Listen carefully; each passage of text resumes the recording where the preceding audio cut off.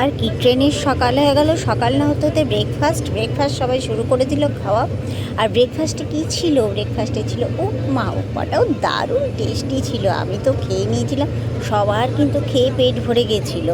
তারপরে স্টেশন পেরিয়ে যাচ্ছে, স্টেশন পেরোতে পেরোতে যমুনা নদীরও দর্শন হয়ে গেল। আমরা আমাদের মঞ্জিলে পৌঁছে গেলাম। মঞ্জিলে কোথায় পৌঁছেছি? নিউ দিল্লি। আর সবাই লিফটে করে ব্যাগপত্র বয়ে নিয়ে চলে গেল। যাক ভালোই হলো, সামনেই আমরা হোটেল পেয়ে গেছিলাম, আর আমাদের বেশিক্ষণ হাঁটতে হলো না। এই যে সোনা বলে হোটেলটা খুব সুন্দরই ছিল, খুব ভালো লাগছিল। তারপরে আমরা একটু বসে অপেক্ষা করলাম, হাজব্যান্ডরা তো সব ফর্মালিটি পুরো করছিল তার জন্য। তারপরে লিফটে গিয়ে ওপরে উঠে গেলাম।